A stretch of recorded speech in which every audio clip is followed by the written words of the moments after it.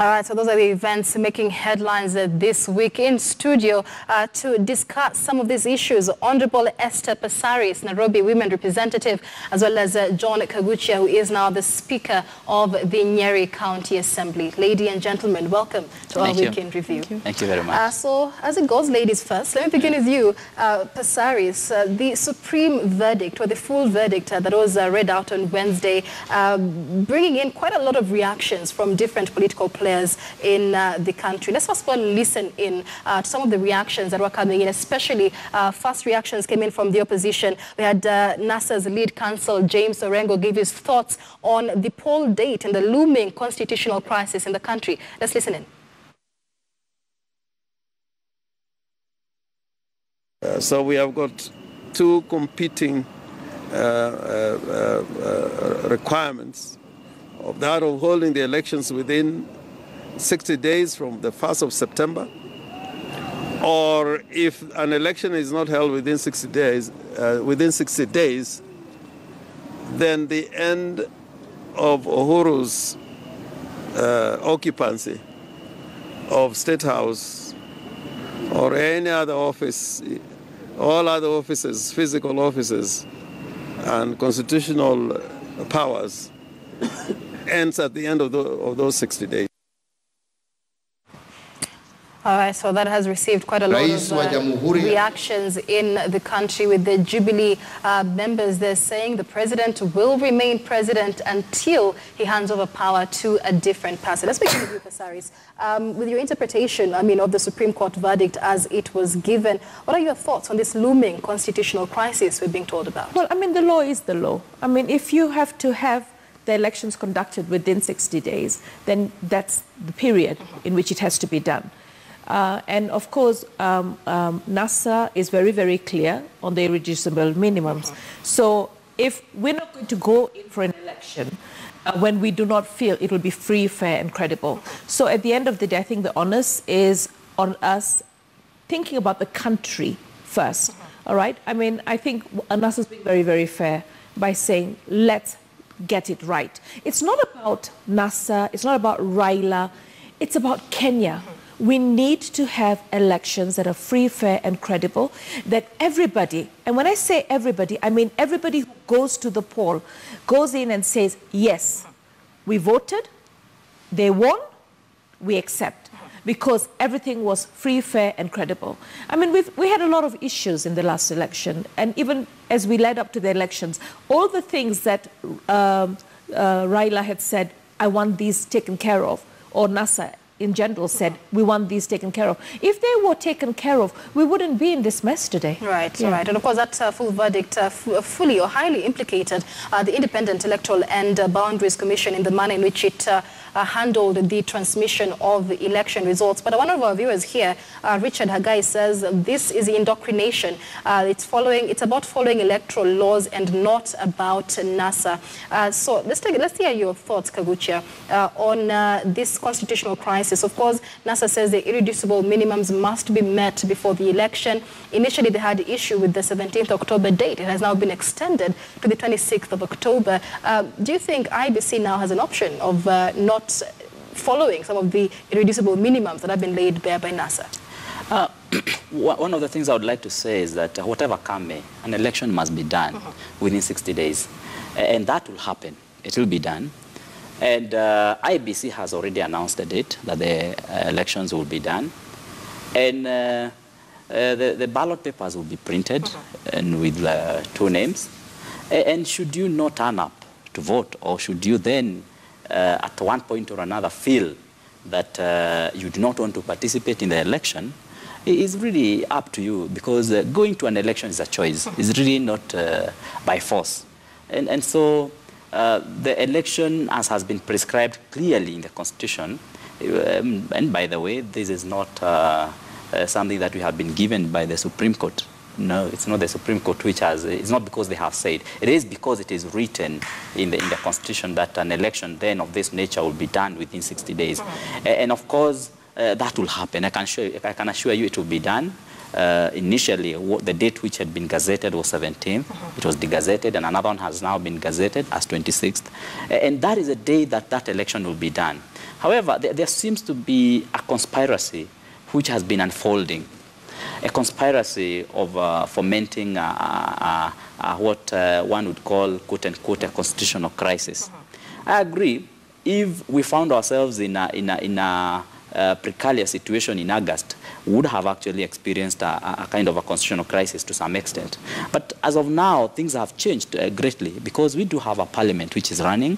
We do have a Supreme Court, the Senate which is running. We do have county governments which are running all over the country, 47 of them. And every other institution in this country is actually running. And the only issue that we have is the issue of the presidency. And it is so clear that the president ceases to be the president once he hands over power to another validly elected president. It's not to the speaker of any assembly or any, in the National Assembly. It is not to the Supreme Court judge or CJ. It is not to any other person. When he hands over power to another validly elected president, that is now the time that then power is transferred from one person to the other.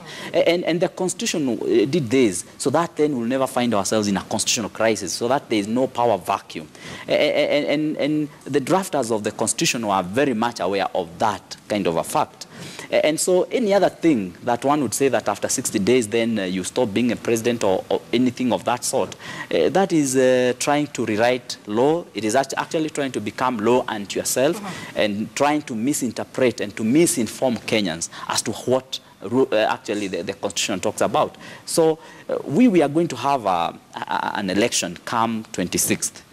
And once that election is done, it is going to define, it's going to actually express the sovereign power of Kenyans on the ballot. And of course, issues which were raised this week by the judgment which was read.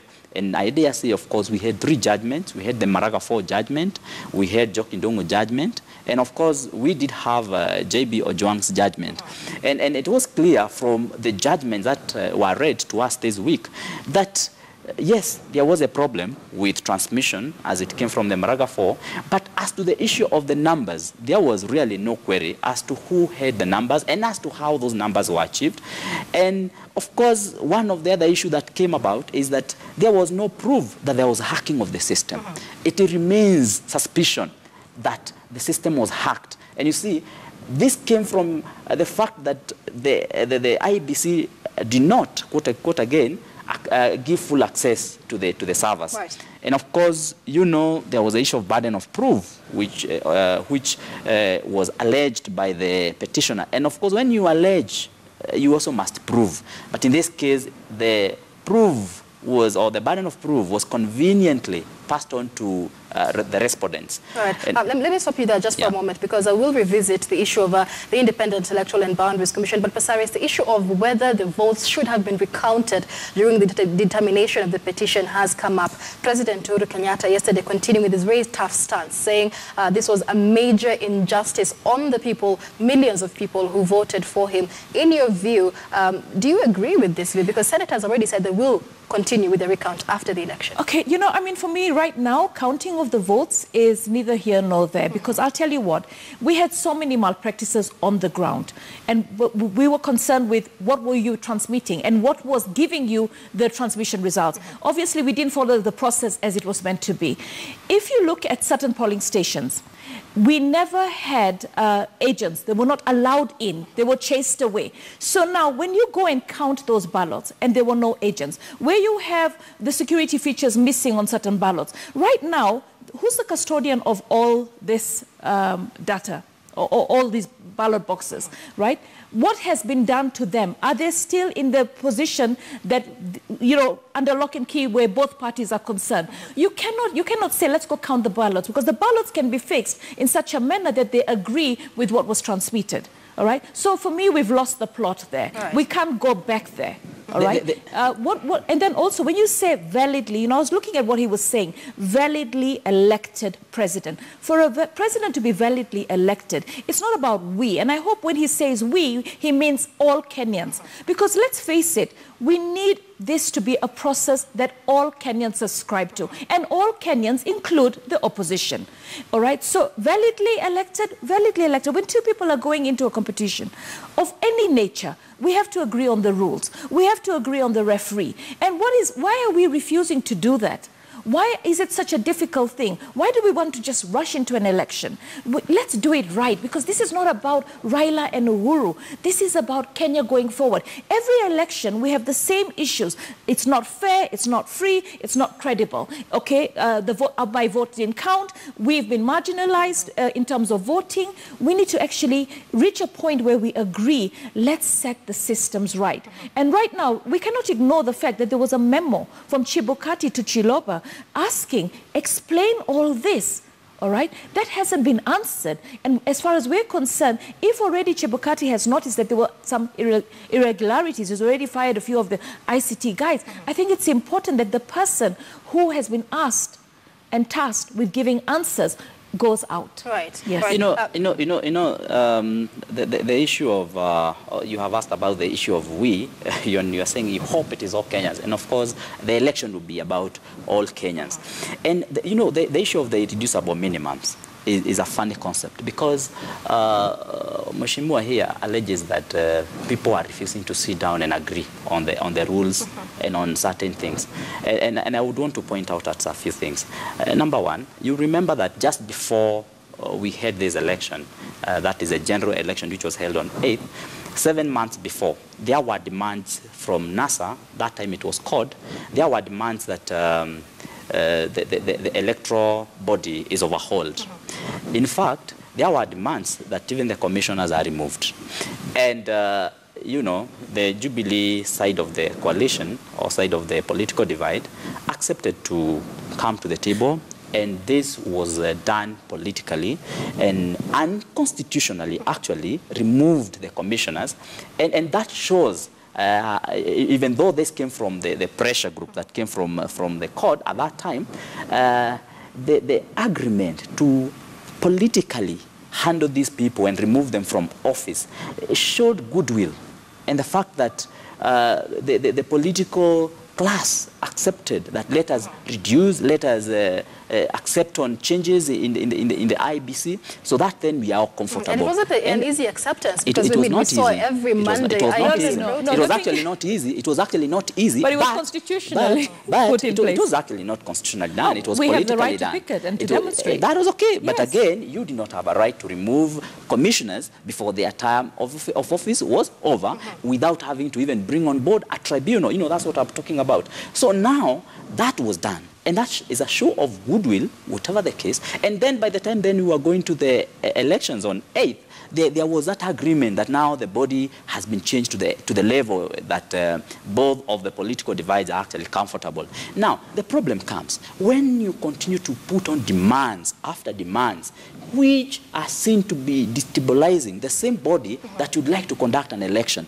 Because you cannot change the secretariat, you cannot change the commissioners of IEBC at this time and still expect to bring new people who are going to conduct an election after 30 days. It's not going to be possible. Let's just hold that for a moment. So there are some demands when put are seen like they want us not to have an election. And you see that has been a very serious issue, that there is one political divide that does not want us to have an election. And those demands are only adding salt to the engine. All right, I want to take a break, but let's hear from Pasaris, especially, speaking from the opposition side. Is the opposition asking for, a reconstitution of the IEBC commissioners, and what demands are these that the IEBC, that the opposition is asking for? Do you know, the thing is, at the end of the day, we do not feel, to be quite honest, Chilobo should have gone the first time round, all right? Because he was there in the last election and he was part and process of everything that went wrong in the last election. We went through the courts, we accepted the court's ruling, and we moved on. But we don't feel comfortable with him there. We do not feel comfortable. We don't feel comfortable with Chichir hanging around the corners as well. The government has always had the tyranny of numbers. They've always manipulated. They've always manipulated. Yeah, but he has his hand in the cookie jar. He has his hand in the cookie jar. At the end of the day, let me tell you something. What we need right now is all of us come together and agree on having the right people. At the end of the day, Chiloba is not indispensable. There are many Kenyans out there who can do this job. Let's source somebody who is completely able to come in. And I think with everything that's been going on right now, whoever comes in, including Chebukati himself right now, he's reached that point where he's saying, you know what, there's so many things that were going on. Right now, I want answers. And then all of a sudden, they go for a retreat. He's whipped a bit by the DP on the media and everybody else. And then, of course, he says, oh, we've agreed. Come on, let's start from where the memo is. Because the memo showed that there's somebody who had access from within, using his password, using his entry point, all right? Who shouldn't have done that 9,000 times or so. Going in, doing what? He wants answers. We as Kenyans want answers. All right? And, you know, we've reached a point in this country right now where there are people that want, it's not about the presidency. There are people that just want the system to be transparent, free and fair, and credible. All right. And that's all we're asking for. All right. Let's take a short break. We'll continue with this conversation in just a moment. When we come back, we'll be introducing a legal voice, Dr. Alutalala Mukwana, who will also help us demystify some of the issues that were put forth by the full verdict by the Supreme Court on Wednesday. Do stay with us. We'll take a short commercial break.